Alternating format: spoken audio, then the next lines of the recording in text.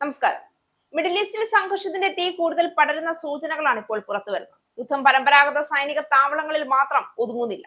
ആധുനിക ലോകത്തിന്റെ ഡിജിറ്റൽ ഹൃദയത്തേക്കും അത് വ്യാപിക്കുകയാണെന്ന ഭീതിജനകമായ സന്ദേശമാണ് പുതിയ റിപ്പോർട്ടുകൾ നൽകുന്നത്. ബഹ്റിനിലെ സുപ്രധാന ഇൻഫ്രാസ്ട്രക്ചറുകളിലൊന്നായ Amazon web services cloud computing കേന്ദ്രം ലക്ഷ്യമാക്കി ഇറാൻ മിസൈൽ ആക്രമണം നടത്തിയെന്ന വാർത്ത ലോകത്തെ ഞെട്ടിച്ചിരിക്കുകയാണ്. ബഹ്റിനിലെ ആമസോൺ ക്ലൗഡ് കമ്പ്യൂട്ടിംഗ് കേന്ദ്രത്തിന് നേരെ ഇറാന്റെ മിസൈൽ ആക്രമണം നടന്നുകഴിഞ്ഞു. വൻ നാശനഷ്ടമുണ്ടായി എന്നാണ് സൂചന. അമേരിക്കയുടെ ടെക് കമ്പനികളെ ആക്രമിക്കുമെന്ന് നേരത്തെ തന്നെ ഇറാൻ മുന്നറിയിപ്പ് നൽകിയിരുന്നു. ടെക് കമ്പനികളുടെ പേര് എടുത്തു പറഞ്ഞുകൊണ്ടായിരുന്നു മുന്നറിയിപ്പ് പുറത്തു വന്നത്. ആക്രമണത്തിൽ തകർന്ന കെട്ടിടത്തിലെ തീ അണയ്ക്കാൻ സിവിൽ ഡിഫൻസ് സംഘം പരിശ്രമിക്കുന്നതായി ബഹ്റിൻ ആഭ്യന്തര മന്ത്രാലയം സ്ഥിരീകരിച്ചു. ആമസോണിന്റെ ക്ലൗഡ് പ്രവർത്തനങ്ങൾക്ക് നാശനഷ്ടം സംഭവിച്ചതായും റിപ്പോർട്ടുകളുണ്ട്. സൗദിക്ക് നേരെ ഇന്നും ഇറാന്റെ ഡ്രോൺ ആക്രമണ ശ്രമമുണ്ടായി. റഷ്യൻ പ്രസിഡന്റ് വ്ളാഡിമിർ പുടിനുമായി സൗദി കിരീടാവകാശി മുഹമ്മദ് ബിൻ സൽമാൻ ഫോണിൽ സംസാരിച്ചു. ഹോർമുസിൽ കപ്പൽ ഗതാഗതം പുനഃസ്ഥാപിക്കണമെന്ന പ്രമേയത്തിന്മേൽ ഐക്യരാഷ്ട്ര രക്ഷാസമിതിയിൽ വോട്ടെടുപ്പ് ഇന്ന് നടക്കും. അതേസമയം ദുബൈയിലെ ഒറാക്കിൾ ഡേറ്റാ സെന്റർ ആക്രമിച്ചെന്ന വാർത്ത വ്യാജമെന്നാണ് അധികൃതർ വിശദീകരിക്കുന്നത്.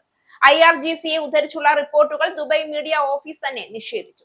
ഇറാനിലെ അൽബോർട്ട് പ്രവിശ്യയിൽ നിർമ്മാണത്തിലിരുന്ന പാലത്തിന് നേരെയുണ്ടായ മിസൈൽ ആക്രമണത്തിൽ കൊല്ലപ്പെട്ടത് 8 പേരാണ്.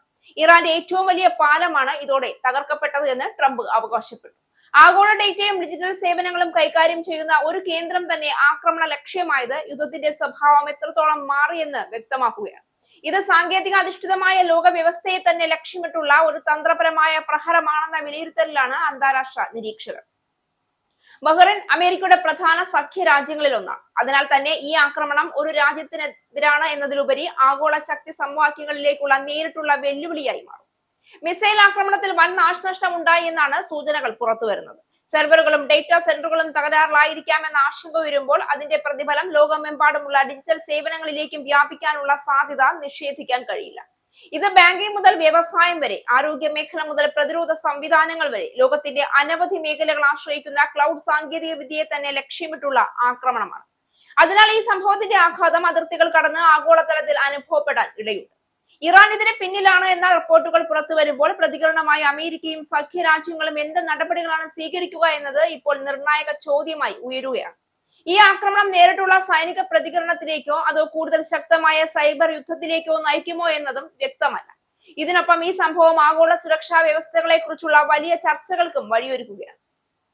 ഭാവിയിലെ യുദ്ധങ്ങൾ ഡേറ്റാ സെന്ററുകളിലും ഡിജിറ്റൽ നെറ്റ്വർക്കുകളിലും നടക്കുമോ എന്ന ചോദ്യമാണ് ഇപ്പോൾ ശക്തമായി ഉയരുന്നത്. ഒരു മിസൈൽ ആക്രമണം, പക്ഷേ അതിന്റെ ലക്ഷ്യം ഒരു കെട്ടിടമല്ല, മറിച്ച് ലോകത്തിന്റെ ഡിജിറ്റൽ അടിത്തറ തന്നെയാണ്. ഇതൊരു ഒറ്റപ്പെട്ട സംഭവമോ അല്ലെങ്കിൽ പുതിയ തരത്തിലുള്ള യുദ്ധത്തിന്റെ തുടക്കമോ? മിഡിൽ ഈസ്റ്റിലെ സംഘർഷം പുതിയ രൂപത്തിൽ രൂപാന്തരപ്പെടുകയാണ്.